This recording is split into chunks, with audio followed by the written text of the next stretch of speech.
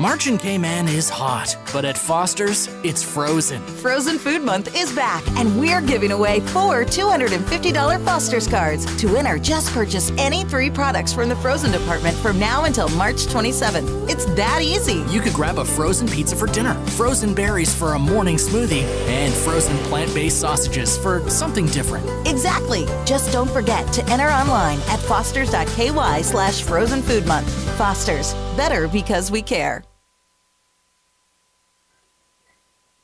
Good evening, and thank you for joining us for the 9th of 19 candidates forums for the 2021 general election in the Cayman Islands, being hosted by the Cayman Islands Chamber of Commerce in association with Foster's. My name is Will Pinot, and I'm the Chief Executive Officer of the Chamber. I'll serve as panelist and moderator for this evening's forum. I'd like to thank Cayman Brac East candidate Elvis McKeever and thank him for accepting the Chamber's invitation to participate in this forum. Fellow candidate Juliana O'Connor Conley declined our invitation due to another conflicting commitment. Mr. McKeever, your willingness to appear on the forum this evening demonstrates to voters that you take the democratic process seriously and are ready to respond to a series of questions on the top issues as identified by a recent online Chamber survey. More than 400 responses and more than 200 questions have been submitted via the survey, and these will help to frame the questions for this evening's forum. When the Chamber was established in 1965, the goal was to create an organization that supports, promotes, and protects the interests and welfare of its members and the wider community. Being nonpartisan, we have hosted forums every election year since 1998 election. For 9 elections, we have provided members of the community with an opportunity to hear from their candidates and educate themselves before Election Day. These forums have taken weeks of planning and preparation and would not have been possible without the financial support of our sponsors, Foster's, Affinity Recruitment, Bawden's Legal and Corporate, and DART, so big thank you to each of them. I'd also like to extend a wholehearted thanks to our media partners, Cayman Marl Road, Cayman Life TV, Radio Cayman, Government Information Services, and ICCI-FM for agreeing to broadcast tonight's forum. It is the first time that we have live-streamed the forums on the Internet, and we hope that this new format will enable more people to watch them in the comfort of your home. It is now time to begin this evening's forum, and I'll explain the rules and introduce Mr. McKeever. The rules for tonight's forum are as follows. Mr. McKeever, you'll be asked a series of questions. You'll have 2 minutes to answer each question if you choose to do so. And at the conclusion of the forum, you'll be allowed 2.5 minutes to deliver your closing remarks. And now I'd like to provide some background about Mr. Elvis McKeever. Elvis Jeffrey McKeever is a Cuban and Cayman Brac descendant. He was 62 years old on his last birthday. Mr. McKeever grew up in Grand Cayman, but as a young man, migrated to live with his family in Cayman Brac. He is married and has 3 daughters. Mr. McKeever was a pioneer in the music industry as the lead drummer for the Regeneration Band. This experience has helped shape his platform that advocates for music and arts exposure for the youth. Mr. McKeever is an entrepreneur forming his own construction business, Island Man Construction. Through this business, he pursued property development, building, and renting apartments on Cayman Brac. In 2002, when the moratorium on retail liquor was removed, Mr. McKeever capitalized on the opportunity and developed Island Man Rum Shop. He continues to own and manage Island Man Rum Shop that he grew into a preeminent liquor store on Cayman Brac. Mr. McKeever is a commercial farmer who has helped promote the agricultural sector on Cayman Brac by demonstrating crop potential and marketability. The Agricultural Society has awarded his agricultural efforts. He has helped other farmers develop their potential. In addition to farming the land, Mr. McKeever is an experienced fisherman. Welcome, Mr. McKeever. Welcome, sir. Thank you. At this time, we're going to take a short commercial break, and when we come back, we'll begin this evening's round of questioning. Please stay tuned. Behind everything we do is a promise. Better. Better because we care, because we all have a common goal. To be better at cooking, to be better at eating right and taking care of ourselves, to live in a better community, to just feel better. Today and tomorrow and the next day. Do it for you. Do it for them. Do it to prove something to yourself. Do it to carry on a family recipe. Or just because. But when you aim for the stars, better just works. We're Fosters. And we're better. Because of you, because of them, because of this place. And because we care.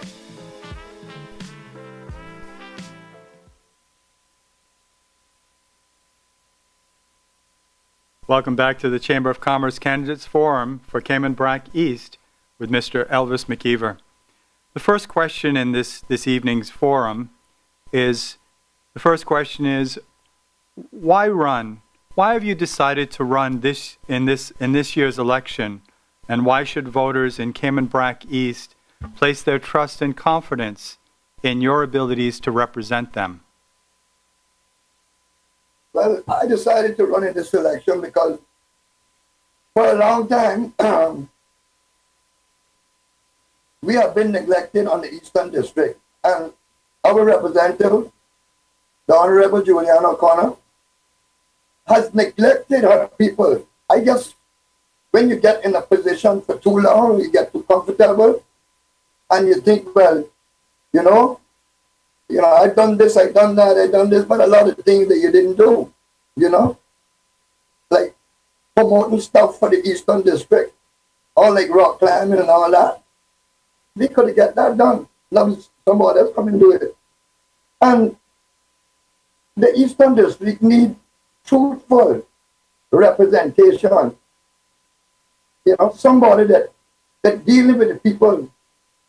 And right now, we need to free up. But my topic is about the marijuana, and we need another pillar of our economy, like gambling,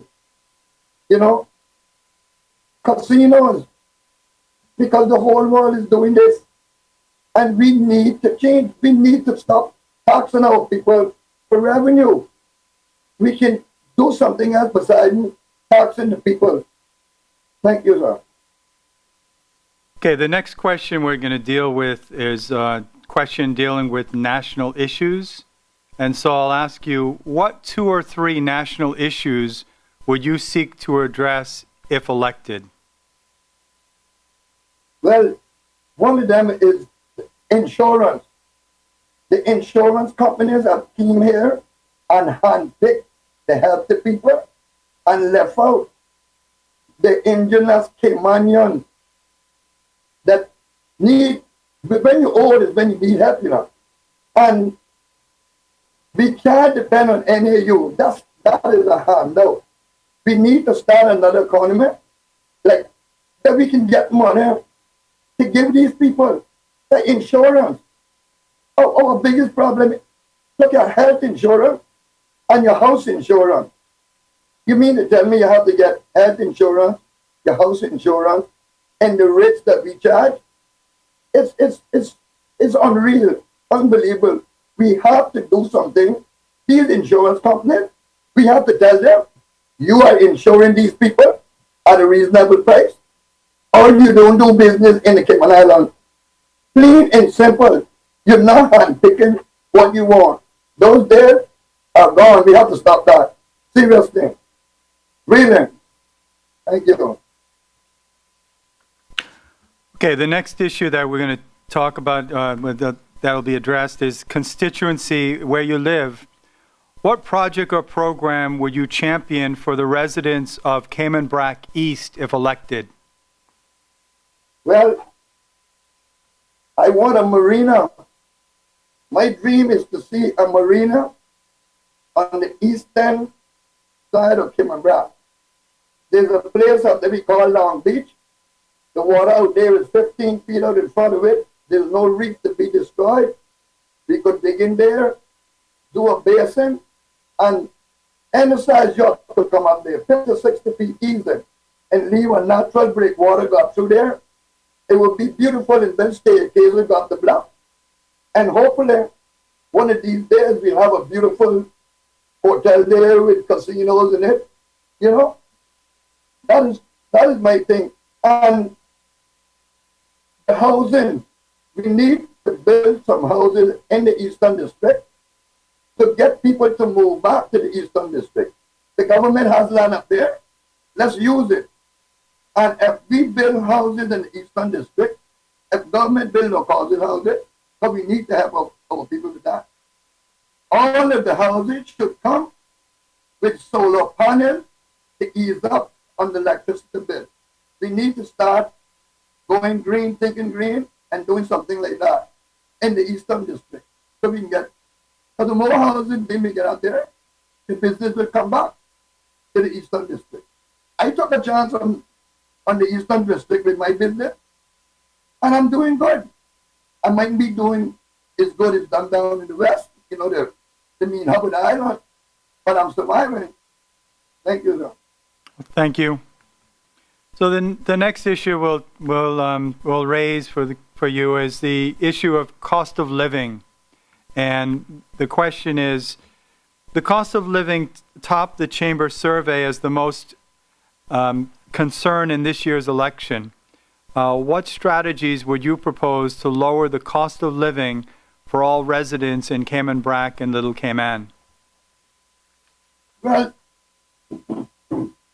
Mr. Well, if you look, and I say this on the talk show for years now, you can get a Rolex duty free, fine leather duty free, crystal wine glasses, and all that duty free.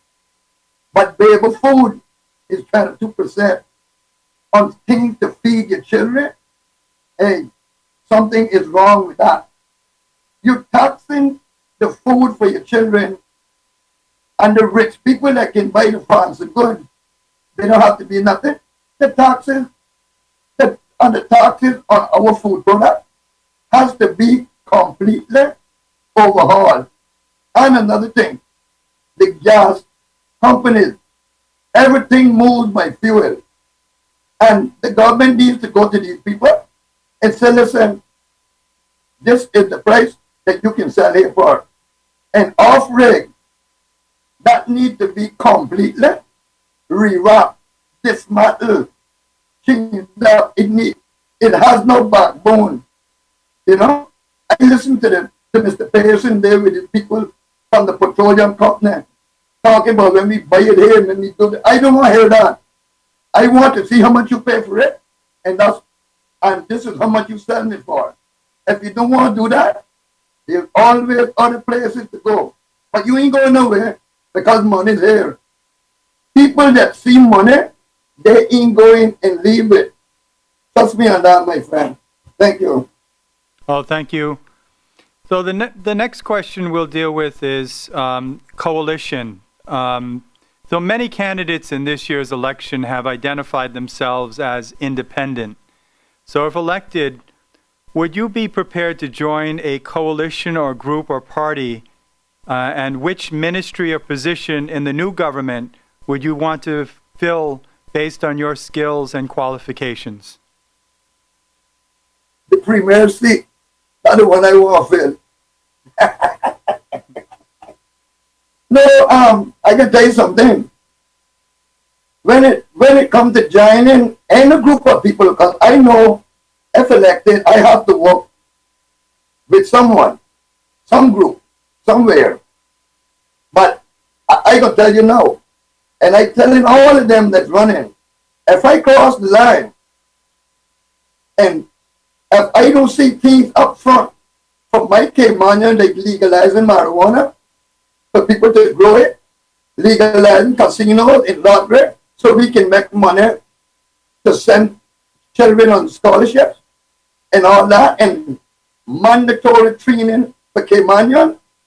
If you not got that on your agenda, trust me, and if you hold meeting with me and you not got them things, or you afraid that the church people this or this, listen, we come to lead this country. If you can lead, do the best for the people.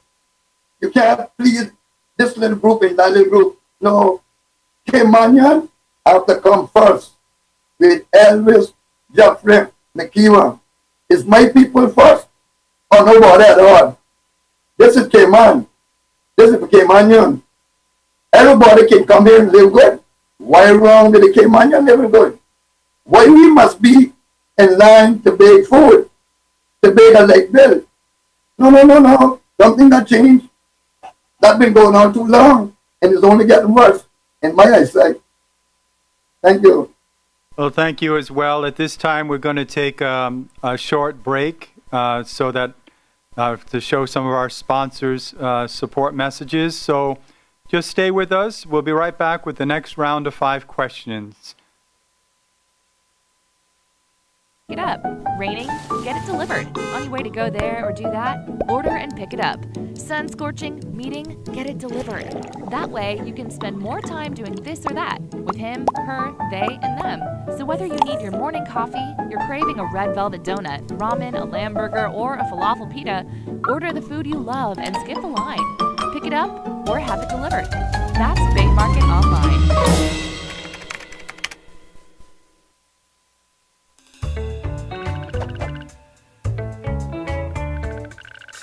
You hear people talk about the economy all the time. But what is the economy exactly? The economy is the flow of money between the people, the companies, and the government in the Cayman Islands. Why is it important to understand the economy? Well, just like the engine of a car, the better we understand the economy, the better we can make it run, and the more prosperous we can become as a community. The first important thing to understand about the economy is that the private sector is the main source of all wealth. Think about it. Most people work for companies in the private sector, both big companies and small businesses.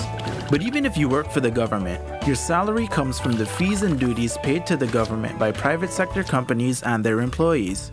That's why we call the private sector the prosperity engine that powers our economy and drives the country forward. When business is booming, companies have more money to spend on salaries, bonuses, and promotions. Employees with more money buy more products and services from other businesses. All those people and businesses spending money generates revenue for the government, which pays for important services like education, roads, emergency services, and care for the elderly. So when the private sector is doing well, everyone does well. But when the private sector isn't doing well, like during a recession, the money dries up and everyone suffers. So when you hear people ask, how do we make our country more prosperous? The answer is pretty simple. Grow the economy. After all, you can't get more money from a system that isn't making more money. That's not economics. That's just common sense.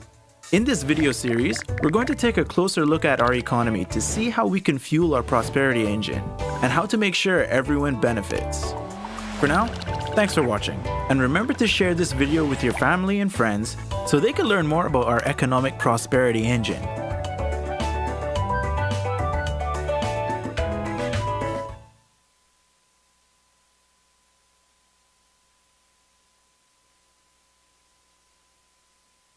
Welcome back to the Chamber of Commerce Candidates Forum for Cayman Brac East. The next round of questions we're going to begin, and the first question deals with revitalizing the Cayman Brac East economy. So the question, Mr. McKeever, is, what are your ideas about revitalizing the economy of Cayman Brac and Little Cayman? Well, the ganja industry, for sure, that could bring in hundreds of jobs.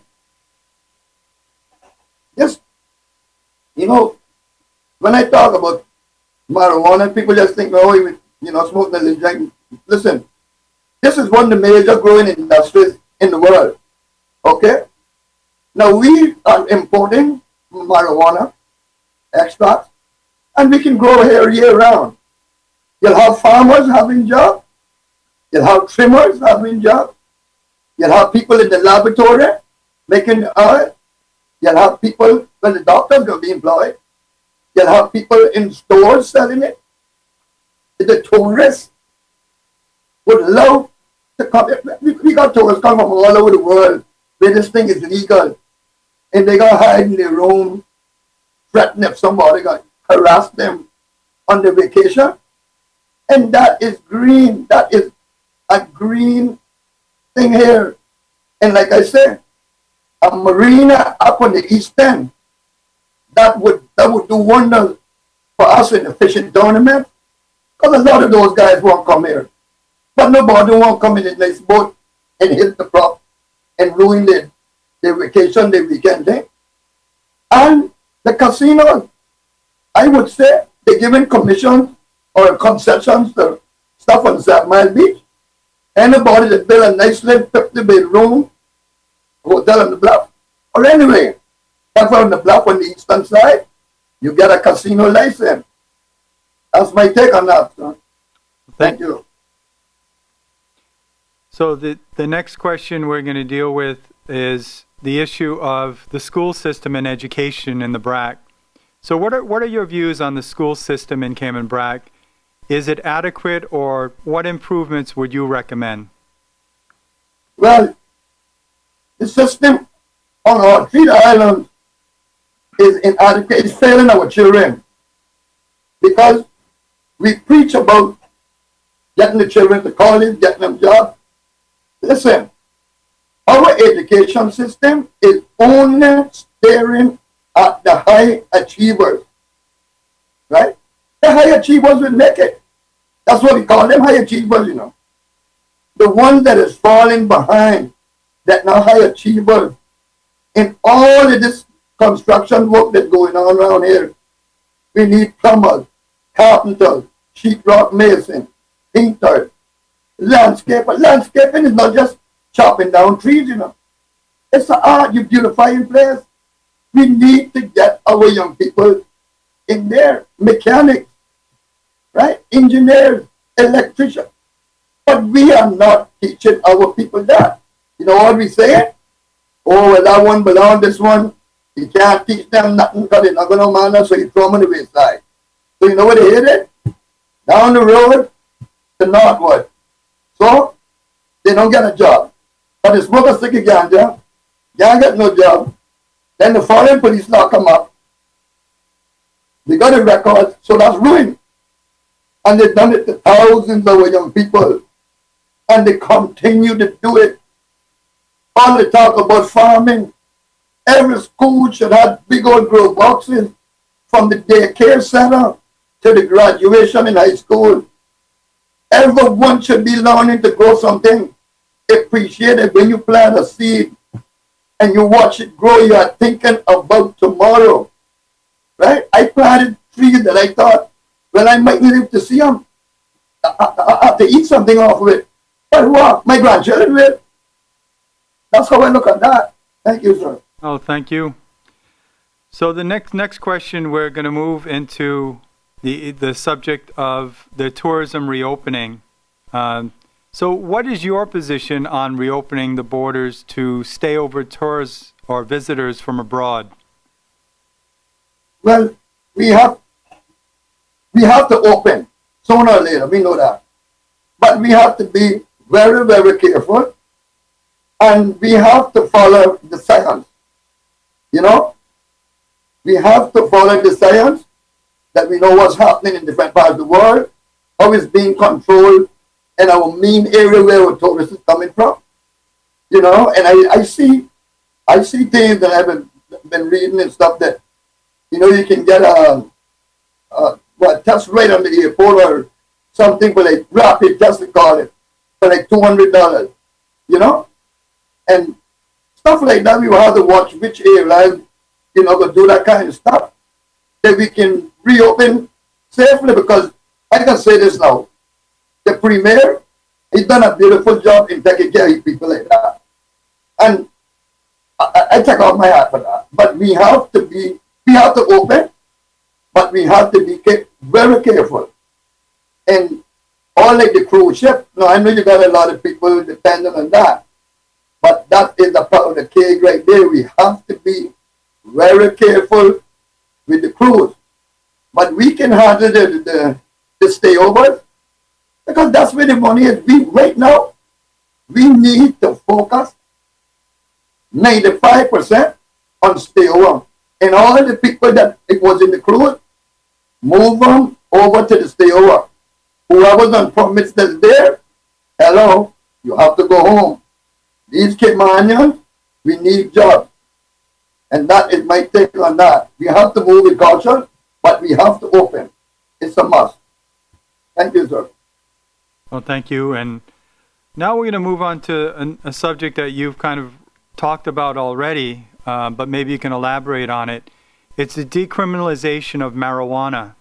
So Jamaica permits the use of cannabis for medicinal and religious purposes and decriminalized it in 2015. Rastafarians can possess cannabis in unlimited quantities without any restrictions in Jamaica.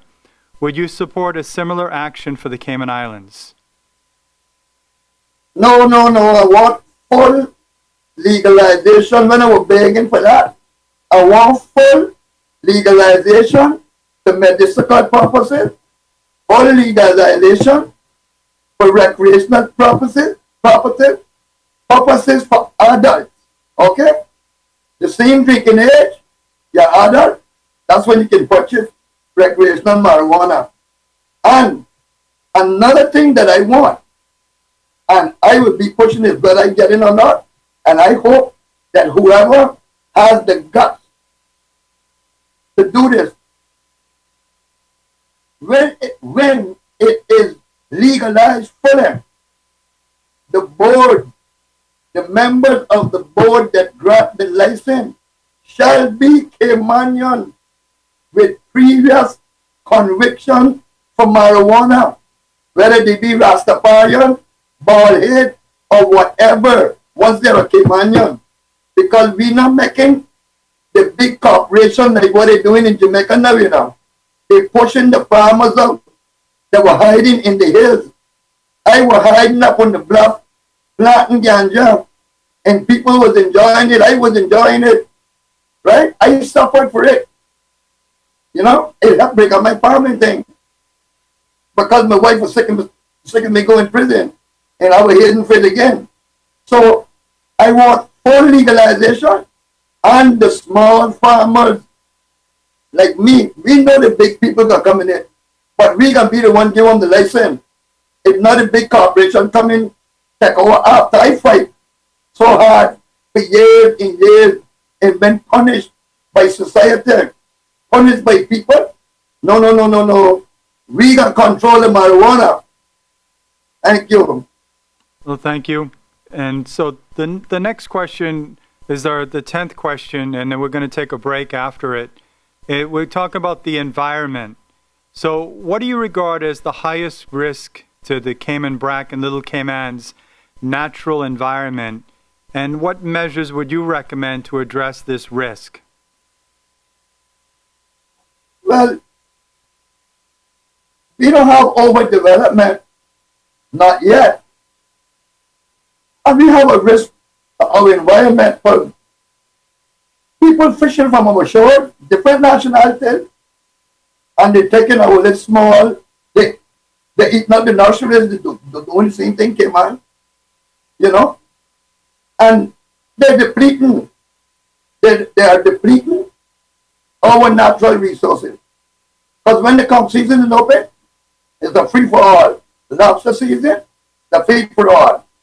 The wet season, you know, these things have to be for Caymanian. I am sorry.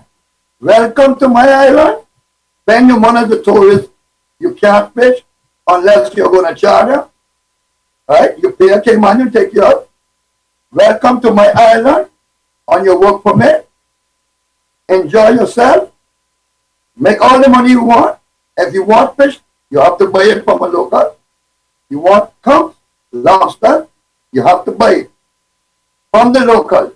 You cannot take it. That is working on our natural resources and our environment. That's part of the environment, a big part, because, you know, We grew up. Then we could go down to the bay, catch a little mango, a jack and thing. And that can soon be done because what's happening, when other people eat it out, they're not stopping them. It look like everybody's afraid of them. You know who they got stop? The poor Caymanian, they got pressured the laws that he can't get nothing because they're too afraid to look at the tourist or the work permit holder and say, sorry, you can't do it anymore. Sorry. But our politician, spineless. They're spineless, I don't know, spineless. Thank you, sir. Well, thank you very much. We've gone through the first 10 questions. At this time, we're going to take a short commercial break. And when we return, we'll have the next round of 5 questions for Mr. Elvis McKeever. Please stay tuned.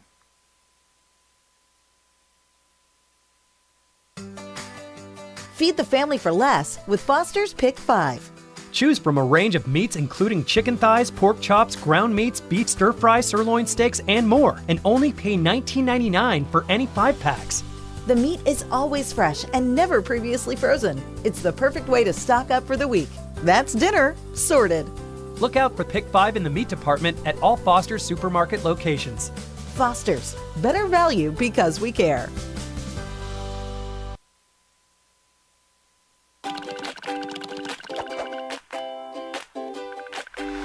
Here in the Cayman Islands, the private sector is the prosperity engine that drives the country forward. Just like a real engine. The better we understand how it works, the better we can make it run, and the better off we'll be. To help illustrate how our economy works, let's take a step back in time to when there were only a few thousand people living in Cayman.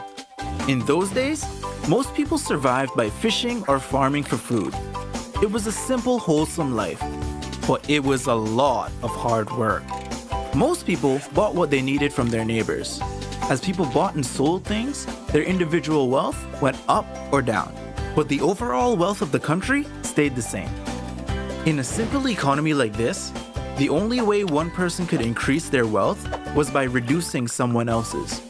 In order to increase the overall wealth of the country, one of our Caymanian ancestors would have to sell something, a product or service, to someone somewhere else, and bring that money back home. In other words, we would have to export something. In those days, our biggest export was labor. Men worked overseas or on the seas and brought the money home, thereby increasing the total wealth of the country. Although the economy is much bigger and more complex today, these same principles still apply. Every time a company in Cayman sells a product or service to a customer overseas, the overall wealth of the country increases. Once it's here, it flows around the local economy between the government, the people, and the companies and becomes a part of our society's wealth. The two biggest sources of income for our economy today are financial services and tourism, often called the pillars of our economy. Tourists come here and spend their money. So all of the tourism companies like hotels, restaurants, buses, Stingray City Tours that make sure our visitors have a great time are helping to increase the wealth of our country. Just like tourists, clients of financial services firms come here and spend money too. So all of our financial service companies like insurance companies, fund administrators, lawyers, and accountants that facilitate investment transactions for people and companies around the world bring money into the economy and increase the overall wealth. The point is, if we want to increase the prosperity of our country, the best way to do that, in fact, the only way to do that, is to grow the private sector. In particular, the companies at the front lines that bring the wealth here from overseas in the first place. In the next video, we'll talk a little about how money moves around the economy. For now, thanks for watching, and remember to share this video with your family and friends so they can learn more about our economic prosperity engine.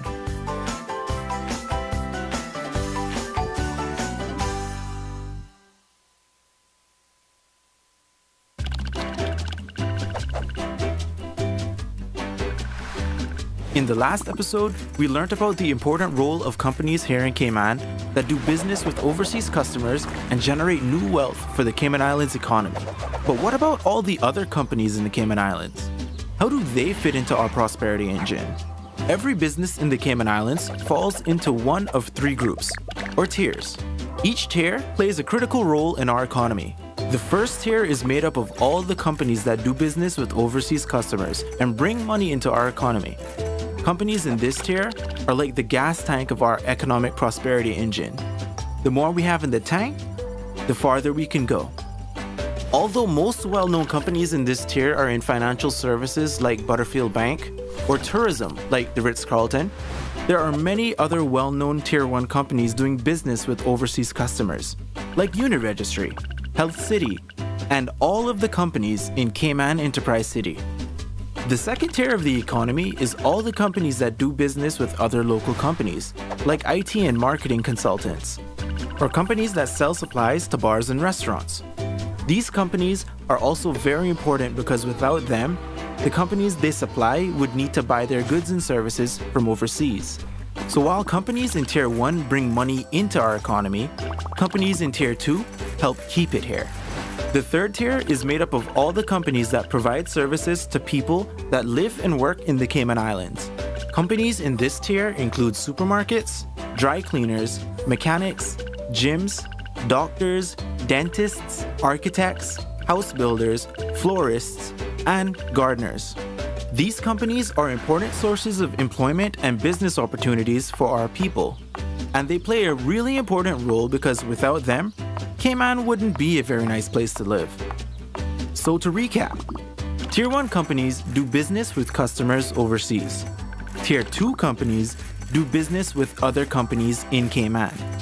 And Tier 3 companies do business with those who live here. Every company and self-employed contractor in the Cayman Islands falls into one of these three tiers, and they all play an important role in making our nation prosperous, helping bring money into our country, improve our economy, and creating jobs. And without them, the Cayman Islands wouldn't be the great country that it is. Thanks for watching, and remember to share this on social media so we can all help fuel the economic prosperity engine.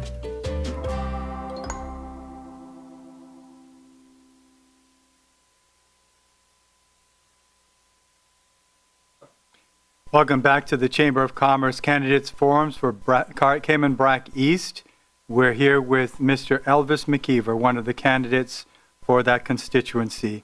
Gone through the first 10 questions. We're now going on to the next round of 5 questions. We'll begin with health insurance. So health insurance premiums continue to increase annually for many businesses, and especially for persons who reach retirement age. What improvements, if any, would you propose to make health insurance more affordable for businesses and retirees? Well, like I said before, that we have to stop these insurance companies in here from handpicking.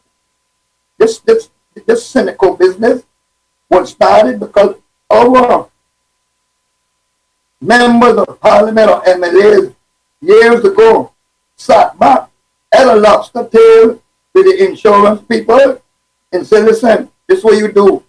Farm cynical for the poor Caymanian. We want the rich healthy people. And that's how we go. No, these people have to insure everybody, whether we form a national insurance or whatever we have to do. But insurance have to be low in this island, these islands. And it comes back to telling these people, listen, this is the situation. You're making tons of money. And the people of Cayman Island is being treated unfair. Look, I got paid $200 a month because I got pressure, right? That don't cover my glasses, my dental. For me to get my teeth fixed now, and I need it. That's over $5,000. I can't afford it. You know, we got to do something with the insurance companies. We got to put them in the business. Listen, you want to operate in the Cayman Islands? This is how you will operate. All right? There's a plane. There's a lot of people that come here that would love to open business here. You see? But we are just letting them handpick. Does they ever come here? Oh, you don't have like no Caymanian. Don't worry about them. The government take care of them. Make them beg from the government. No. Some others stand up to these people and say, listen, this is how we go. You do this, or you don't operate here. Plain and simple. Thank you, sir. Thank you. Next, we'll move on to affordable housing. So the Cayman Islands has one of the highest GDPs per capita, but the Caymanian dream of purchasing and building a home seems to be slipping away. So what strategies would you support or propose to ensure that there's affordable housing for residents? Well, sir, we have the tourist industry. And the reason that the Caymanians are kept out of that and there's money there because the wages says $4.50 US an hour and the tip says you're making 15 to 20 an hour. And the banks do not recognize that. So that is what is stopping the Caymanians from being eligible to get a house. And that is this is designed. It's not a mistake, you know. This is designed to keep Caymanians out of the tourist industry. They don't want the black Caymanian dealing with the white rich tourists. They figure they might get a little partner job with them. They can help themselves up in the world. That's what it is. Well, I'm not elected yet, but the elected members are supposed to go to the bank and sit down and listen. This is what this person making, and you average it out. Don't tell me, well, you can't do it because this year you might get it. No, you do an average per month, per year. I know bartenders, friends of mine from Europe, America, Canada. They make $100,000 a year trip. The Caymanian can do that too. But they are not given a chance because how these people can come and live in condos and the Caymanians living in shops. That's how they could get homes for them where the money is, in the tourist industry. And another thing I know for sure, where they could get the home, is planting marijuana and selling that legally. Yeah. That's my take on that one. Thank you. We'll move now on to the subject of the cruise industry. So what are your views on the future of the cruise industry in the Cayman Islands, and would you support allowing cruise ships to visit the sister islands?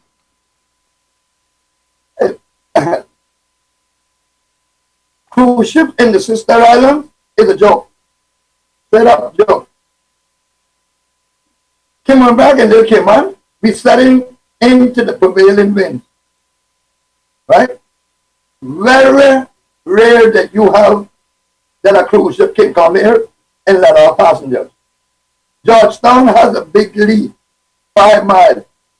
So if it's blowing 25 miles an hour from the east, southeast, northeast, or east, Georgetown is calm. Cayman Brack is into the wind, it's rough on all two sides. That's a myth. And it's not feasible to build a dock. For cruise, I mean, you know, I tell people, never call Georgetown a cruise. Georgetown, the Cayman is designed the way it is, by nature, and Cayman by the way it is. We're not designed for cruise here. But we are designed to stay over. We got beautiful diving, we got beautiful nature trails, hiking, rock climbing, which ain't going nowhere. It's a beautiful, beautiful thing. But about the cruise, my friend, my Caymanians, my Cayman brothers, be real. Ask all the sailors that we got here. How much time the cruise ship come in that they just got sail on by? And you know the companies don't say the same. They don't make any sense. Sometimes you get a little cruise here with 50, 60 people, and then they will spend no money. They've been on that ship for all around Cuba, all around in places. They don't spend any money. That's how I seen it. And I've been down there when the cruise ship come. So that ain't no good for the Cayman Brack. It's not gonna happen. It's not gonna be viable, feasible, whatever. Thank you, sir. Well, thank you. Then we deal with the next subject was the civil partnerships. So what are your views on the recently enacted Civil Partnership Act?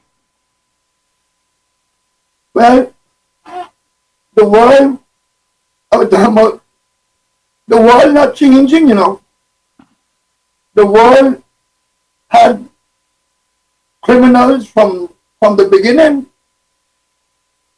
Adam and Eve had criminals, and gay's been there from creation. They write about it in the Bible. I never hear God saying anything about it now. But man wrote the Bible. So those people, they have their right. And you know the sad part about it, I never heard no gay person robbing nobody. They working, they building their houses, they driving the car, they spending money, they minding their own business. But everybody run them down. But I would rather see gays married. I don't want to watch them out in public kissing and things like that. Because I don't want nobody doing that. Whether they gay or not.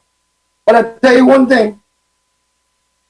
They're not as much hurt to our society is that worthless fathers. They call themselves baby father and they have 3 baby mothers. They have, that the government feeding your children, making your children big. And honor the one that's running down the gas on a sick steam on it. Them gas not sick, It's honor the children and stop worrying about the gas. The gas not doing anything. And the children getting in trouble, stealing, kind of won't help them. That's what I got to worry about. Thank you, sir. Okay, the next subject we'll move in is the idea of population growth and its impact on the Cayman Islands.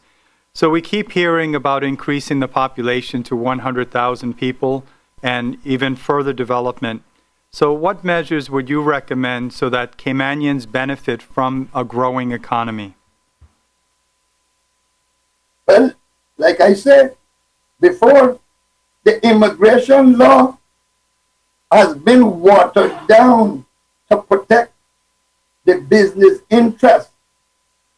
You can tell me that you can get a business and you say that you may train Caymanian? No. That word has to read shall, must, will, whatever beside may. Yeah? And if you don't train Cayman, if you don't want to train Caymanian, you don't want Caymanian to work with you, go somewhere else. Although the plane is locked, the island is locked down, but you can find your way home or find your way somewhere else. The immigration law needs to be changed. That you shall hire Caymanian, and anybody that is found hiring illegal workers, and that's what the problem with us, illegal workers, that your license be suspended for 6 months.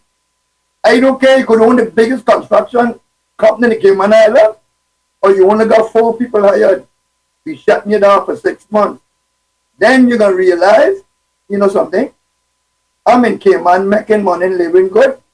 I really got to do better by the Caymanian people, And you see, one of the reasons, but it got to come up. You know why they don't want the payroll tax? You know why they don't want that? Because you can't put on the form that you're paying $10 an hour, and in reality you're paying 8 or 6, or you're not paying nothing at all. Every month your payroll thing has to go in there. That you can't steal the people that work hard for their money. That's what we need, sir. That, things like that. Thank you. Okay, we've gone through 15 questions so far. We have one more round of questions. One more round of questions before we ask for your closing remarks. So please stay tuned. We're going to take a short commercial break. We'll be right back after these messages. March in Cayman is hot, but at Foster's, it's frozen. Frozen Food Month is back, and we're giving away 4 $250 Foster's cards. To enter, just purchase any 3 products from the frozen department from now until March 27th. It's that easy. You could grab a frozen pizza for dinner, frozen berries for a morning smoothie, and frozen plant-based sausages for something different. Exactly. Just don't forget to enter online at fosters.ky/frozen food month. Foster's, better because we care.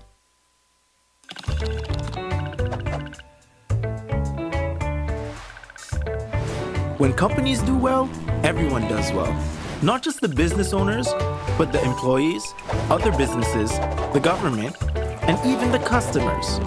Seriously. To learn how, let's look at how money flows through a company. When a company sells its goods and services, they receive money, which is called revenue. That money is then split up and used in a number of different ways. Some of the money goes to employees. To keep it simple, we'll call this salaries. Some of the money goes to pay for products and services the company needs to keep running. Those expenses are called overheads. Some of the revenue goes to the government in duties and fees. And finally, any money left over goes to the owners of the business as profit. So no matter what products or services a company provides, it's like a machine that takes in money as revenue and spits money out as salaries, overheads, government fees, and profits. It's really that simple. Every dollar that a company takes in gets turned into one of those four things. Okay, so how does it benefit everyone when companies do well? Let's take a closer look. First, with salaries. Salaries are important for the economy because most people get most of their income from their employment. Next, government fees. In the Cayman Islands, the vast majority of the government's revenue comes from duties and fees paid by businesses. That money goes to pay for important government services like education, emergency services, healthcare, and infrastructure. Then we have overheads. Quite simply, one company's overhead is just another company's revenue. When a hotel needs supplies, they buy them from local suppliers.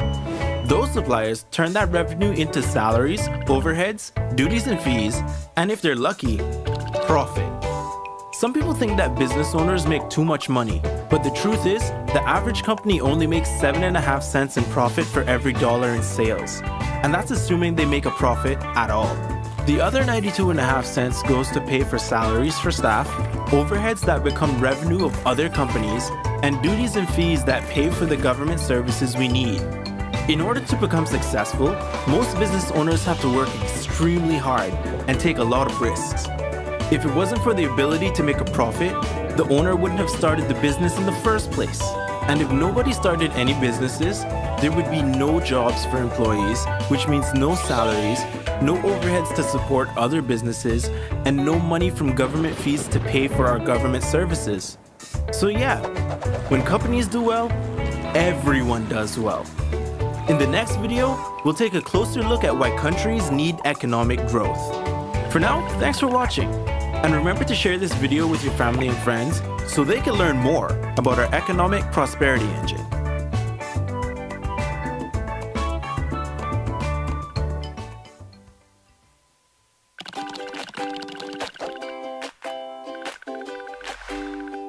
Most people want the same basic things in life.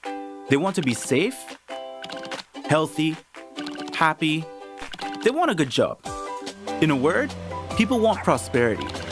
So how can we create more prosperity for Caymanians? Another way to say prosperity is standard of living. There are 3 basic ways to improve the standard of living. First, the government can spend more money on services like healthcare, education, or infrastructure. That would make life better for Caymanians. But it would also cost more money, which means more government fees. So it might bring a better standard of living, but it would also increase the cost of living. The second way to improve living standards would be to reduce the cost of living. A lower cost of living means people have more money to spend on other things. But in a modern economy, for the most part, the cost of living isn't something that the government can directly control. The third way to improve living standards would be to increase salaries. Raising salaries has the same effect as reducing the cost of living, because it gives people more money to spend. If only there was some way we could increase salaries, increase government revenue, and decrease the cost of living all at the same time. There is. It's called economic growth. In the last video, we saw how companies turn revenue into 4 economic outputs, including duties and fees and salaries. So in order to improve government services without increasing anyone's government fees, and at the same time increasing salaries, companies need to make more revenue so they can afford to pay more money in salaries and duties and fees. And that's what economic growth is. Companies making more revenue and turning it into more money in salaries, overheads, government fees, and profits. But wait, What about the cost of living? Is there a way economic growth can reduce the cost of living? Yes. Have you ever wondered why most things cost so much less in the United States? That's because companies there sell a much greater quantity and can therefore afford to make less on each individual sale. Economists call this economies of scale. The fact that a growing economy raises living standards and creates prosperity is one of the few things that all economists agree on. It's what people mean when they say, a rising tide lifts all boats. In the next episode, we'll start looking at how we can help the economy grow. For now, thanks for watching. And remember to share this video with your family and friends so that they can learn more about our economic prosperity engine.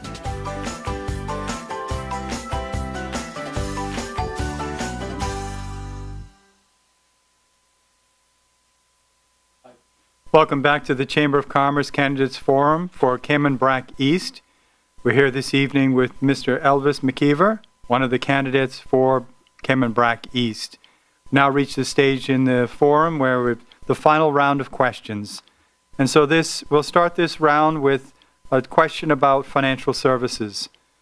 So given that financial services is critical to the island's economy, if elected, how would you respond to the FATF gray listing and the European Union's intention to blacklist us even though we have met most of their requirements? Well, it's like this, sir. I've been keep on hearing about this black list, white list, and gray list. We will never come off the black list or the gray list or get on the white list because we have an industry that the people that is working against us to put us on this black list, they want to sink our industry, plain and simple. So every time you meet something, they move the goalpost. Now, I'm not a lawyer, I don't know, but we need some serious people with God, balls, education or something. Say, look here, we are meeting all of the demand and we ain't going any further. I mean, it has to be stopped somewhere because the people that are pressuring us, they're not well regulated like us. So they are pressuring us to open up this and do that, but they're not doing it. So what they're trying to do is just let us keep going and oh, you're on the black list, you gotta get on the gray list, you gotta get on the white list. Until there's nothing at all there. I mean, that's how I see it. Cayman, every time they come up with something else, and we do it. Then, oh, you're not doing it this way, I'm not doing it. I don't know, sir, I really I want to go, but like I said, the goalpost keeps slipping, and we have to find some way to stop that. You know, and that's the best I can answer that one, sir. Thank you. Thank you. So we'll turn now to one of the topics I think you may have even addressed earlier, but the subject is a national lottery. The introduction of a national lottery has been discussed for many years as a way of funding education and infrastructure. So what's your view on introducing a national lottery? Yeah, but I'm for the national lottery all the way because I know this for a fact. Every plane that goes to Miami, somebody is sending money to buy the Florida lottery. It's been happening from the mail days. They used to post. I know people from Cayman Brac used to post the thing to Miami, wherever, the Malta lottery and all that. Money's going out the island. Why make the money stay here? The taxes off of it, funding the education, dealing with infrastructure, and help with insurance for the elderly. That's a simple thing, and I don't understand why none of the politicians that been there, what are they afraid of? The churches does raffle. It's gambling in the name of God. The Rotary Club does it. It's gambling in the name of charity. I mean, it's here. It's here. What you got people that is selling numbers in Cayman making hundreds of thousands of dollars a year illegally, all money for them. Do you think that they would think it hard to pay a fee? No, they wouldn't think it hard. They can still make their money. Right? And it's going to be legal. The government will be getting something back. Oh, well, let's say you lose your money on it and you have to go to NIU or your child needs something, at least you get that out. Yeah, it's time for us to open up our mind. Like this lottery thing is some big, we can't. What are we scared of? What are we scared of? It's lottery. Plain and simple. Thank you, sir. Okay, we'll move on to the Constitution and talk about reform. So would you support a constitutional provision that allows for electors of a constituency to recall their elected member of parliament? Why or why not? Well, that's I don't know how you would really do that. A by-election, you mean like call like a by-election? Well, I don't think the people should, well, they have the right to vote again, but it would have to be the members of parliament that your people go to and say, listen, this guy is doing wrong. We need to get him out of there. We want your support in parliament. You know, you love him, all the district. And if they see so fit that he needs to come out, then they do it. And if they don't do it, then the next election, you love it, their constituency, to vote them out. That's just like this election now. It was called early for one reason. Because none of the members wanted to vote against Big Mac. None of them. That's what this election is all, you know. Plain and simple. The people of West Bay couldn't call that up, you know. But the people that we elected could have said, Mr. Bush, you have to step down from the Speaker House. We can't move you, but you have to step down. But instead of doing that, they took the covered way out. That's called election. Oh Lord, we elected some cowards in this country, boy. I don't know how that might take on that one. All right, thank you. Thank you. Next one is to deal with the youth, and it's what do you regard as the top two issues facing our youth of today, and how do you intend to address these concerns if you're elected? Well, one of the biggest things that facing our youth is police record for simple marijuana.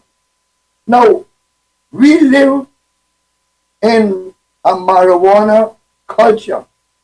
I remember when Bob Marley wanted to come here and play. He said, no, Rasta man can't come in your place. You smoke weed. We don't want our children into that. When you walk on, I know the Rasta, but you got to hear, right? And because of that, we won't give them a job. We are failing the children because we throw the children away, you know. Listen, I'm gonna tell you what I know. I grew up in this thing, you know. Boy, you see, I understand. And he's not bad, he's smart, he's a put a good little captain, but oh, he like that ganja, boy. And he hang out with them, boy. Then you hear him, oh, those one smoke weed, no, don't give him no job. Oh, no, he smoke ganja, don't give him no job. And we throwing our away. Remember I tell you about the high achievers? They can make it. But the ones that we throw away is the ones that need help. We need to help those that are falling through the crack, through simplicity, through ignorance, because you family to this one, or you belong to this one, or don't help them. So what are you going to do with them? You going to jail them forever? You can keep them locked out of society. You can build gated communities. That's what you're going to do with them. Listen, they ain't going nowhere, you know.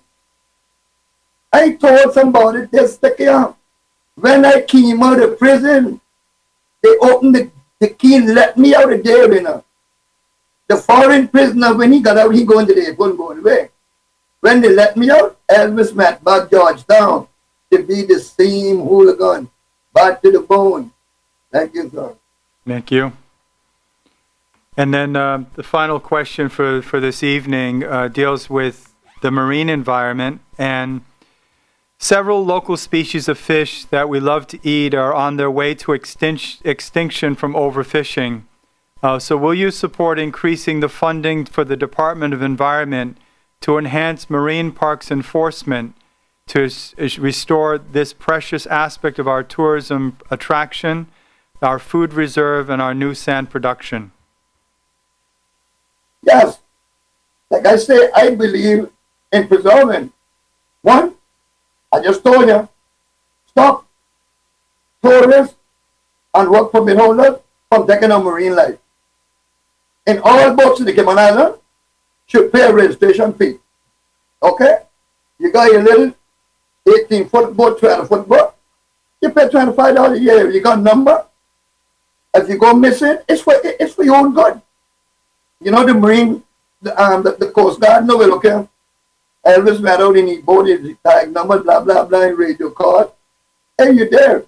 In all of these big, beautiful boats that we have down here, they're not owned by Cayman. You're not owned by Cayman. You pay a fee.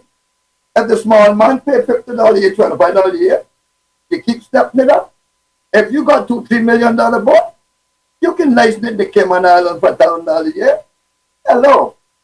You got a nice place up there. They need to run from the hurricane up in the North Sound. I am sure that the people that have those type of boats, they wouldn't mind paying that. I am sure that, and that would go toward funding the enforcement for the Marine. And another thing, if we legalize marijuana, all of that money that the Coast Guard is burning up, chasing canoes from Jamaica, that can go toward policing our marine park. Am I right or wrong? That's how I look at that. We're wasting money that we don't have to. Take the load of the police and put the effort somewhere else to protect our natural resources. That's what we need to do with that, sir. Thank you very much. Oh, thank you, Mr. McKeever. We've gone through 20 questions. You've done a great job in getting through all these questions. And so right now what we're going to do is going to take a short commercial break. And when we return, we're going to have some closing remarks from Mr. Elvis McKeever. Please stay tuned. Behind everything we do is a promise. Better.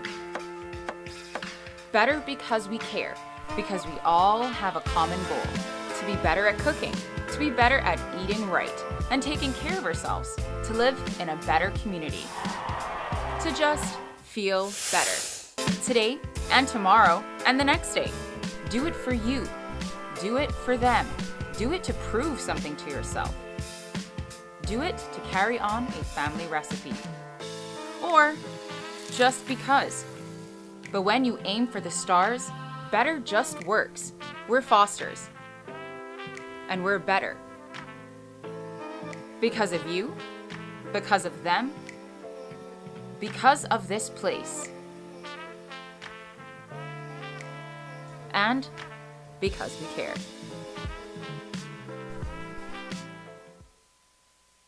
March in Cayman is hot, but at Foster's, it's frozen. Frozen Food Month is back, and we're giving away 4 $250 Foster's cards. To enter, just purchase any 3 products from the frozen department from now until March 27th. It's that easy. You could grab a frozen pizza for dinner, frozen berries for a morning smoothie, and frozen plant-based sausages for something different. Exactly. Just don't forget to enter online at fosters.ky/frozen food month. Foster's, better because we care.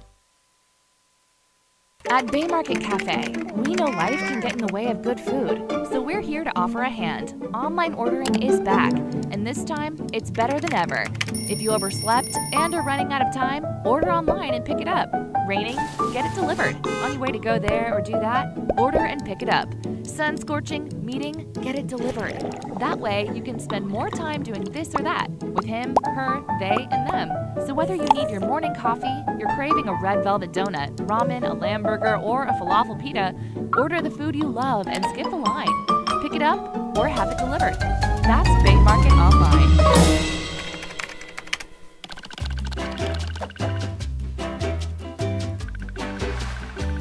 So we've already talked about what economic growth means and why it's so important. But how do we achieve economic growth? Well, remember the 3 tiers of the Cayman Islands economy? In a way, each tier is like a separate economy in its own right. They each have different growth drivers and different obstacles to growth. So let's look at each tier and see how we can help them grow. Let's start with Tier 3. Remember, Tier 3 is made up of all the companies that sell products and services to the residents of the Cayman Islands, like Foster's, Kirk's, Hurley's, Scott's Marine, A.L. Thompson's, Cox Lumber, Champion House, Ala Kebab, and so on. So how can we help these companies grow? Let's look at a great example of a Tier 3 company, a hairdressing salon. To increase revenue, the hair salon could spend more money on marketing and win customers that way. More customers means more revenue, right? Right. However, that's not economic growth. Because although more customers would mean more revenue, that's only because another salon's revenue went down. If you could look at the hairdressing sector as a whole, the overall revenue or demand stayed exactly the same. Even if an entrepreneur came along and opened a new salon, that wouldn't be economic growth either. Because, again, demand for hairdressing hasn't changed. That doesn't mean having more salons is a bad thing, but it's not economic growth. So the question is really, what would have to happen to increase demand for hairdressing? Well, 2 things. First, disposable incomes could go up. Disposable income is what people have left over after they've paid for important things like housing and food. When disposable income goes up, people have more money to spend on things like hairdressing. When disposable income goes down, like during a recession, people look for ways to cut back on spending, so they visit hair salons less often. And what could cause disposable income to increase? You guessed it, economic growth. The second way to increase demand would be to increase the population. More people means more customers buying more products and services from Tier 3 businesses like hairdressers. So in that way, population growth actually helps our Tier 3 businesses. Now, not everyone agrees that population growth is a good thing, and that's fine. But because population growth is both a cause and result of economic growth, trying to grow the economy without growing the population is like standing in a bucket and trying to lift yourself up by the handle. It's not gonna get you anywhere. In the next video, we'll look at how Tier 2 companies fit into the economy and how to help them grow. For now, thanks for watching. And remember to share this video with your family and friends so they can learn more about our economic prosperity engine.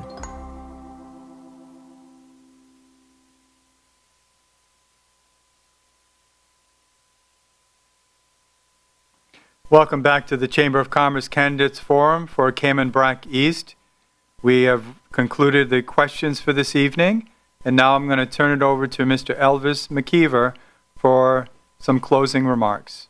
Mr. McKeever?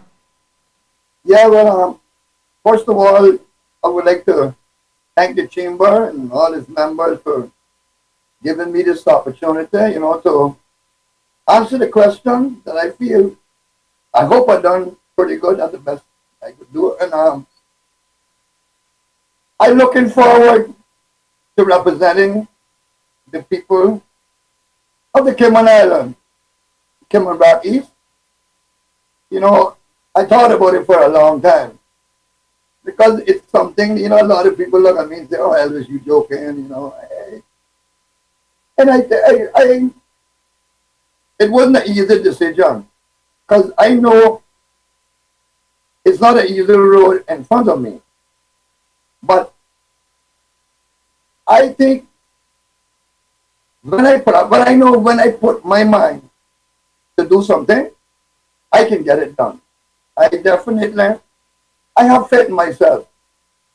You know, a lot of people gave up on me, but I never gave up on myself. Never. I have never gave up on myself. And I don't give up on people. I always look for the good in people. And right now, I am looking for the good in the people of Cayman Brac East. I want your support. I need your support. And I promise, I will be a good representative. I will represent you with honesty. Definitely. Integrity. At the best of my ability. You know? And I am having my opening meeting, a spot there, Saturday evening at 7 to 7:30. And I want all the island, all over the island, come out and listen to my meeting, listen to what I have to say. Those of you that didn't tune in, I guess they might have it recorded too, I'm not sure. But I'm asking all of the people from East, please support me. I need your support. I need your vote. And I can guarantee you, if I get your vote and I cross the finish line, Elvis Jeffrey McKeever will not let you down. Thank you. Well, thank you, Mr. Elvis McKeever. And so on behalf of the Chamber Council and staff, I certainly want to thank you, Mr. McKeever, for participating in this evening's forum. So I trust that the forum will help to inform voters when they go to the polls on the 14th of April. I'd also like to thank Foster's for their major sponsorship of the Chamber's candidates forums, as well as Affinity Recruitment, Boden's Legal and Corporate, and DART. If you're interested in viewing more of those Growth Matters videos series that have been playing during the commercial breaks, you can access them through growthmatters.ky. So please join me tomorrow evening as we welcome Maxine McCoy-Moore from the constituency of Cayman Brack West and Little Cayman. Thank you for tuning in, and I hope you join us tomorrow evening at the same time. Good night.